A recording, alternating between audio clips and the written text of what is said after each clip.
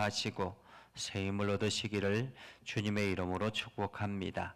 이외에도 함께 이 온라인상에서 기도회를 하시는 여러분 모두 다 하나님의 은혜와 복이 가득하기를 주님의 이름으로 축복합니다.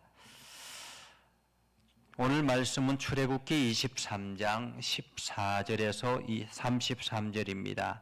출애굽기 23장 14절에서 33절 함께 읽겠습니다. 너는 매년 3번 내게 절기를 지킬지니라. 너는 무교병의 절기를 지키라. 내가 내게 명령한 대로 아비볼의 정한 때에 이래 동안 무교병을 먹을지니 이는 그달에 내가 애굽에서 나왔음이라. 빈손으로 내 앞에 나오지 말지니라. 맥추절을 지키라. 이는 내가 수고하여 밭을 뿌린 것에 첫 열매를 거둠이니라. 수장절을 지키라. 이는 내가 수고하여 이룬 것을 연말에 밭에서부터 거두어 저장하였음이니라. 내 모든 남자는 매년 3번씩 주 여호와께 보일지니라. 너는 내 제물의 피를 유교병과 함께 드리지 말며 내 절기 제물의 기름을 아침까지 남겨두지 말지니라. 내 토지에서 처음 거둔 열매에 가장 좋은 것을 가져다가 너의 하나님 여호와의 전에 드릴지니라. 너는 염소 새끼를 그의 어미의 저주로 삼지 말지니라. 내가 사자를 내 앞서 보내어 길에서 너를 보호하여 너를 내가 예비한 곳에 이르게 하리니 너희는 삼가 그의 목소리를 청종하고 그를 노엽게 하지 말라. 그가 너희의 허물을 용서하지 아니할 것은 내 이름이 그에게 있음이니라. 네가 그의 목소리를 잘 청종하고 내 모든 말대로 행하면 내가 내 원수에게 원수가 되고 내 대적에게 대적이 될지니라. 내 사자가 내 앞서 가서 너를 아모리 사람과 헷 사람과 브릿 사람과 가나안 사람과 히위 사람과 여부스 사람에게로 인도하고 나는 그들을 끊으리니 너는 그들의 신을 경배하지 말며 섬기지 말며 그들의 행위를 본받지 말고 그것들을 다 깨뜨리며 그들의 주상을 부수고 내 하나님 여호와를 섬기라. 그리하면 여호와가 너희의 양식과 물에 복을 내리고 너희 중에서 병을 제하리니 네 나라에 낙태하는 자가 없고 임신하지 못하는 자가 없을 것이라. 내가 너의 날수를 채우리라.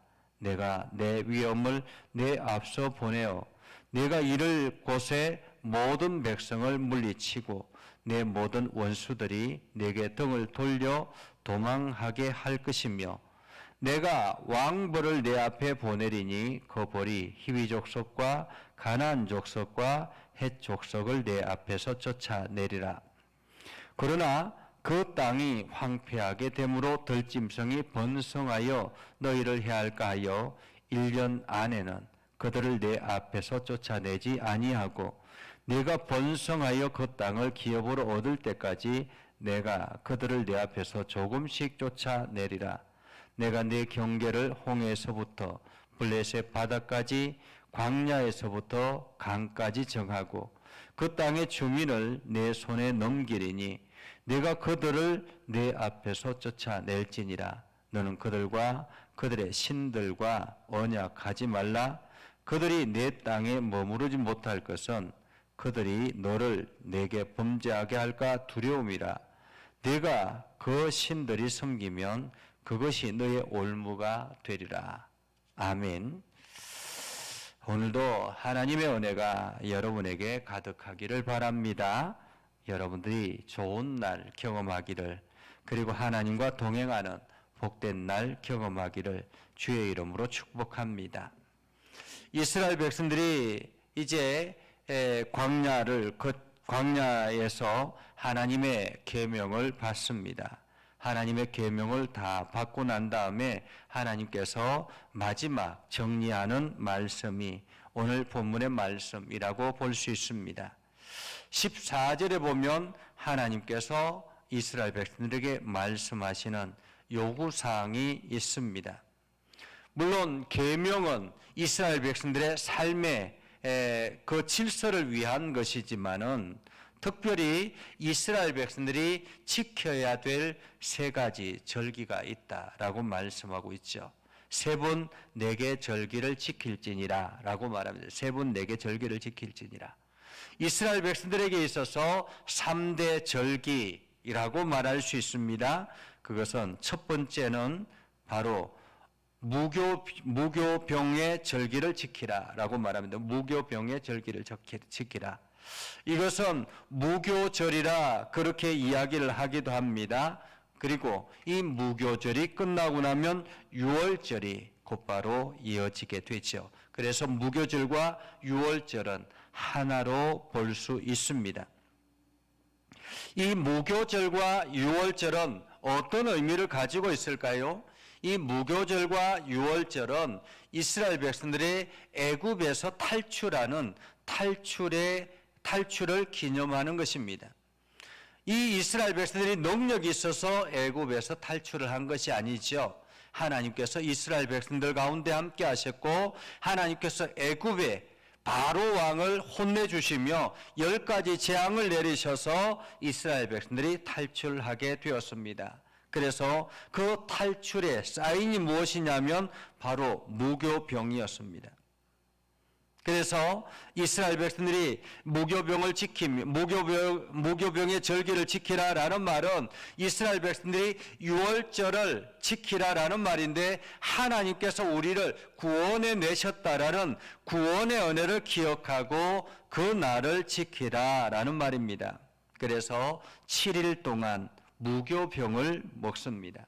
이 무교병은 누룩이 들어가지 않은 그러한 빵을 먹으면서 쓴 나무를 먹으면서 하나님께서 우리들에게 은혜를 주셔서 이렇게 우리가 자유롭게 되었다라고 고백하며 나아가는 절기라고 말할 수 있습니다. 한마디로 우리가 예수 그리스도를 주로 고백하고 믿음 안에 서게 되어서 하나님의 백성이 된 그 날을 기념하라, 그런 의미와 같다라고 말할 수가 있겠죠. 그래서 그 날, 그래서 오늘 하나님께서 말씀하시기를 그 달에 내가 애굽에서 나왔습니다. 애굽에서 나왔습니다. 그래서 이 절기에는 빈손으로 하나님 앞에 나올 수가 없습니다. 왜냐하면 이스라엘 백성들이 노예 생활하다가 자유를 얻어서 하나님의 은혜를 힘입어 자유를 얻게 되었고 자기 소유, 자기 땅이 존재하게 되었기 때문에 어떻게 빈손으로 나올 수가 있겠습니까? 그것을 기념하며 나아가는 것인데 어떻게 빈손으로 나올 수 있겠습니까? 마치 자녀들이 이 부모가 자녀들을 잉태하고 자녀들을 양육하고 난 다음에 자녀들이 어느 정도 성장해서 각자의 위치가 되었을 때 부모의 생신을 기억하는 것과 같습니다. 부모의 생신은 자녀가 존재하게 되는 이유이지 않습니까? 그래서 부모를 통해서 자기들이 존재했기 때문에 그래서 부모의 생신을 지키려고 노력하는 것과 같은 거죠. 부모의 생신을 지키는데 빈손으로 갈 수가 있겠습니까? 부모가 좋아하는, 부모가 기뻐하는 무언가를 준비하며 나아가는 것처럼 유월절은 그렇게 우리가 기쁨으로 예물을 준비하는 것이다 라고 말할 수 있습니다. 두 번째 절기는 맥추절을 지키라 라고 말합니다. 맥추절을 지키라. 이것은 이스라엘 백성들이 가나안 땅에 들어가서 정착하고 밭에 씨를 뿌려서 첫 열매를 거두는 날입니다. 첫 열매를 거두는 날. 이스라엘 백성들이 첫 열매를 거두며 그곳에서 수장절을 지킵니다. 한마디로 첫 열매를 거두고 난 다음에 그 첫 열매를 주시는 하나님 앞에 예물을 드리는 것입니다. 그래서 우리가 7월 첫 주를 맥추 감사주일로 정하죠. 우리는 보리 맥자 해가지고 우리는 사실 두 번 이렇게 두 차례 농사를 짓지 않습니까? 그래서 전반기 하나님 앞에 드려지는 맥추절, 지나는 거죠. 맥추절을 지나라. 그리고 세 번째 절기가 바로 수장절입니다. 수장절. 이 수장절은 이스라엘 백성들이 추수를 다 끝내고 난 다음에 연말에 하나님 앞에 그 추수를 다 끝내고 난 다음에 그것을 저장하여 두면서 하나님 앞에 이 절기를 지키는 것입니다. 이것을 우리는 추수감사절이라 그렇게 표현하기도 하죠. 그래서 가을에 추수를 다 끝내고 난 다음에 이제 겨울을 준비하며 하나님 앞에 절기를 지키는 것, 이것이 바로 추수감사주일이죠. 이렇게 하나님께서 이스라엘 백성들에게 새 절기를 반드시 지키라라고 말씀하시고, 그리고 난 다음에 이 절기를 지키는 데는 남자들은 반드시 매년 3번씩 주 여호와께 보일지니라. 한마디로 하나님 앞에 점검하라, 하나님께 점검하라라는 말이죠. 이렇게 절기를 지키면서 제물을 드리고 유교병을 함께 드리지 말고 무교병을 드리고, 절기와 제물의 기름을 아침까지 남겨두지 말고 온전히 함께 거기에 있는 사람들과 더불어서 잔치를 베풀으라라는 말입니다. 그리고는 19절에 내 토지에서 처음 거둔 열매에 가장 좋은 것을 가져다가 첫 열매를 드려라라는 말이죠. 너희 하나님 여호와의 전에 드릴지니라. 너는 염소 새끼를 그의 어미의 저주로 삼지 말지니라 라고 말하죠. 이 모든 것들은 하나님께서 이스라엘 백성들을 위한 것이다라는 것입니다. 이스라엘 백성들에게 하나님께서 주신 은혜를 기억하라라는 말입니다. 은혜를 기억하라. 첫 열매를 하나님 앞에 드리라라는 것은 이 모든 것이 하나님께서 우리에게 주신 것입니다라는 믿음의 고백을 하는 것이죠. 우리가 11조를 하나님 앞에 드리는 것도 마찬가지입니다. 하나님께서 나에게 일할 장소를 허락하시고 하나님께서 이렇게 귀한 물질을 허락하셔서 우리가 소득을 얻게 되었습니다. 거기에 열의 하나를 구별하여 하나님 앞에 올려드립니다. 이것이 바로 11조지 않습니까? 첫 열매를 드리는 것, 11조를 드리는 것, 이것은 하나님의 은혜를 기억하는 것입니다. 그리고 난 다음에 이스라엘 백성들에게 이제 이렇게 너희들이 절기를 지키라라고 말씀하시며 광야길에 대한 말씀을 합니다. 이제 너희들이 광야를 걸어갈 텐데 이 광야를 어떻게 살아갈 것인가, 어떻게 걸어갈 것인가. 오늘 20절에 보면 내가 사자를 내 앞에 보내어 이렇게 말하죠. 사자. 내가 사자를 내 앞에 보내어 라는 말은 이 하나님께서 특별히 사자를 보냈다라는, 선택해서 보냈다라는 말입니다. 이 여기서 말하는 사자는 모세를 말하는 것이 아닙니다. 여호수아를 말하는 것이 아닙니다. 모세와 여호수아는 하나님의 말씀의 대언자죠. 말씀을 전달받아서 그것을 대신 전해주는 역할을 하는 것이라면 오늘 하나님의 사자는 특별한 존재라는 것입니다. 특별한 존재. 신약에서는 이 하나님의 사자가 바로 예수 그리스도, 하나님의 아들 예수 그리스도라고 말합니다. 그것처럼 이때의 광야 시대의 하나님의 사자는 어떻게 표현되어졌을까?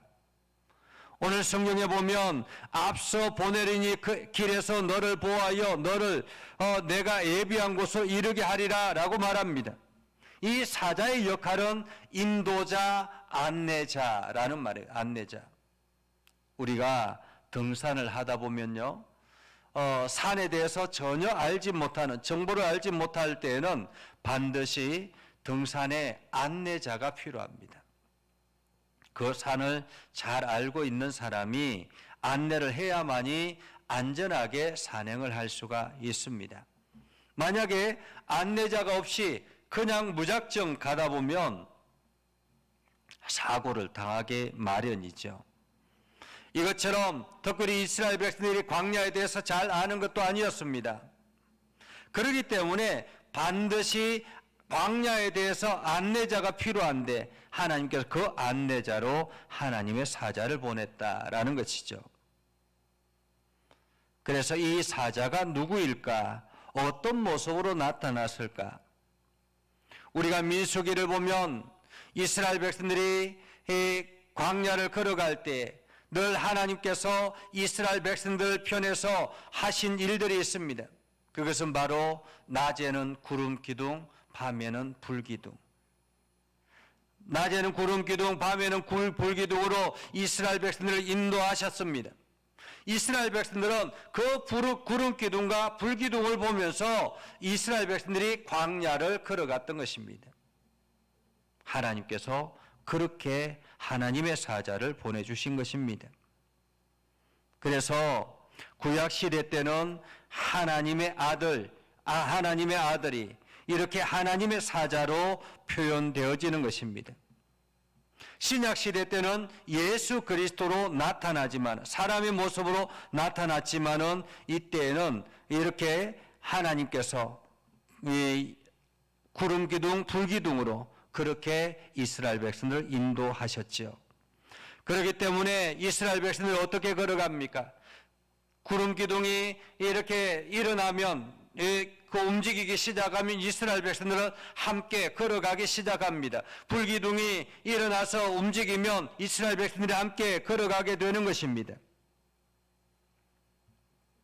그래서 이스라엘 백성들은 하나님의 사자 앞에 어떻게 행동해야 되느냐, 21절에 보면 그의 목소리를 청종하라라는 것입니다. 그의 목소리를 청종하라.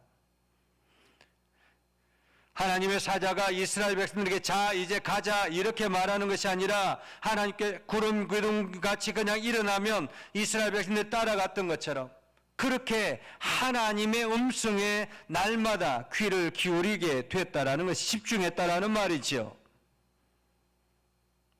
그런데 구름 기둥이 걸어가는데, 움직이는데 이스라엘 백성들이 움직이지 아니하면, 따라가지 아니하면 안 된다라는 것입니다. 노엽게 하지 말라라고 말하죠. 노엽게 하지 말라.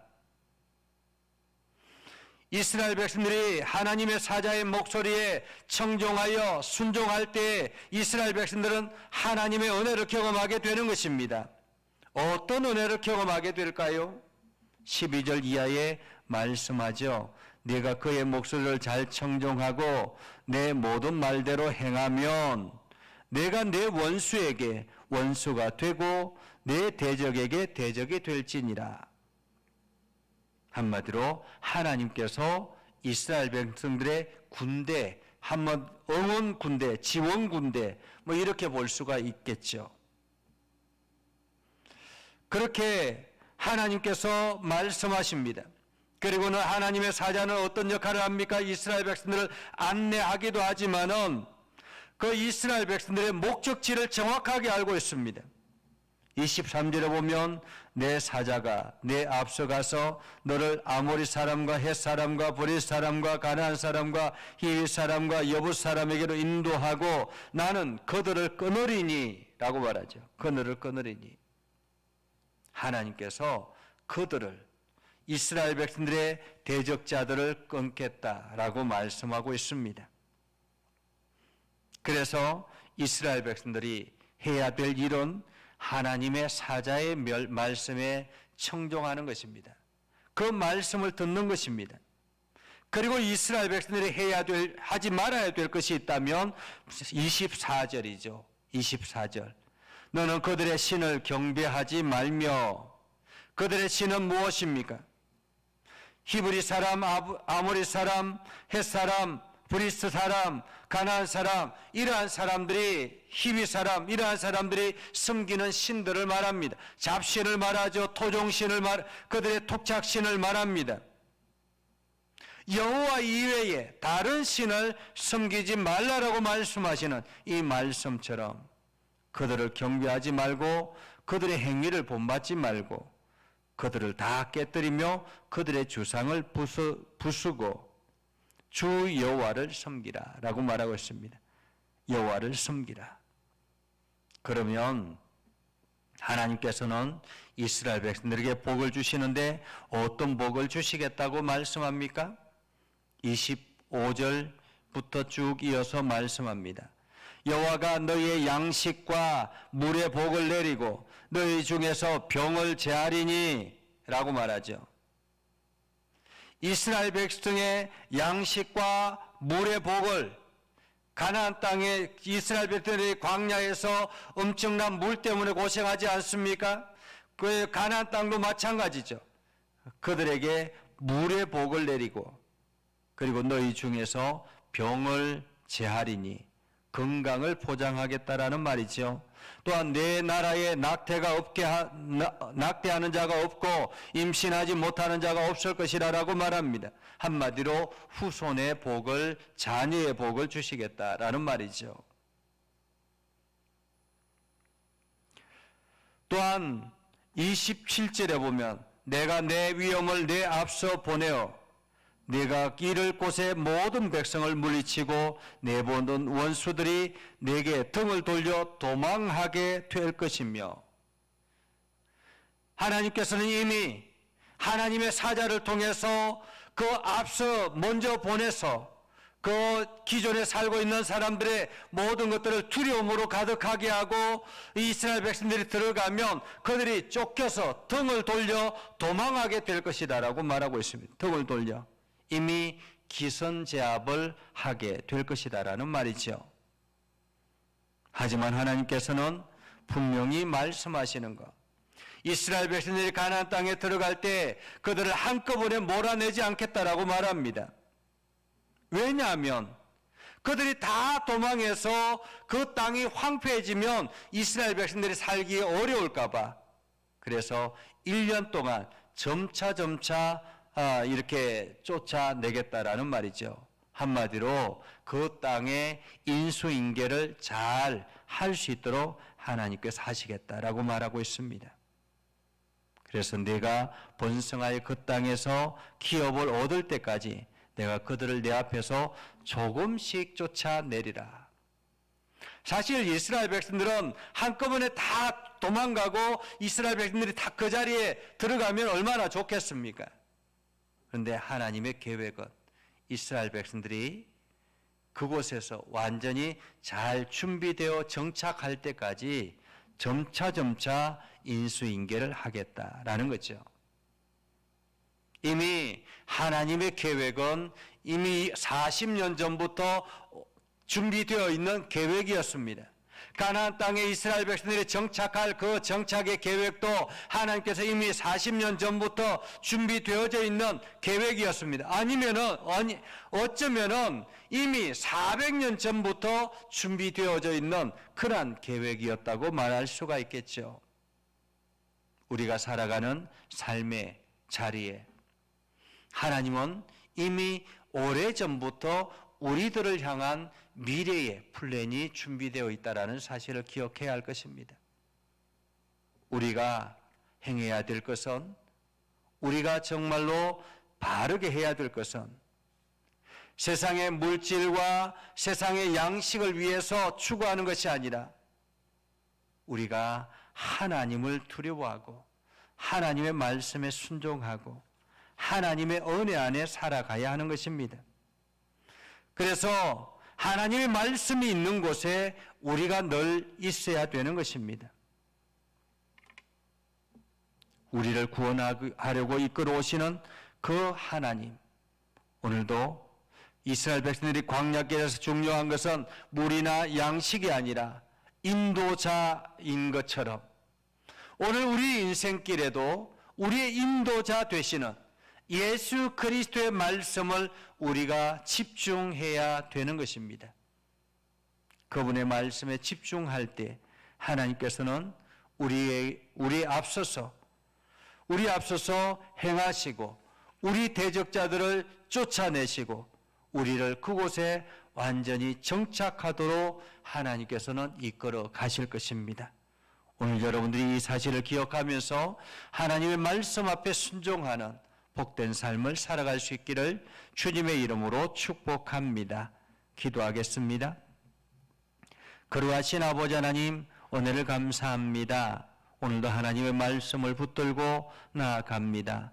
우리 가운데 동행하여 주셔서 하나님의 선한 뜻을 깨달아 알게 해주시고 우리가 날마다 주의 영광을 드러내며 나아가는 복된 삶이 되게 하옵소서.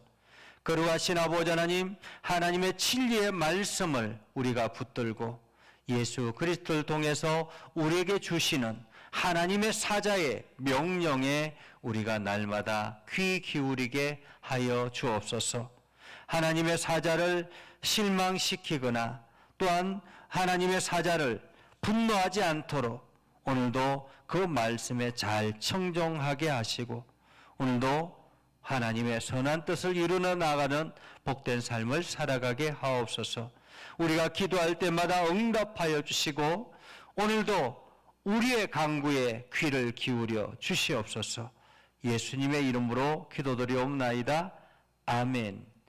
이제는 우리 구주 예수 그리스도의 은혜와 하나님 아버지 극진하신 사랑과 성령님의 감화감동 역사 위로 교통하시며 은혜가 오늘도 주의 말씀 안에 있는 모든 믿음의 백성들 위해 하는 모든 일들 위해 영원토록 함께 하옵시기를 간절히 축원하옵나이다. 아멘.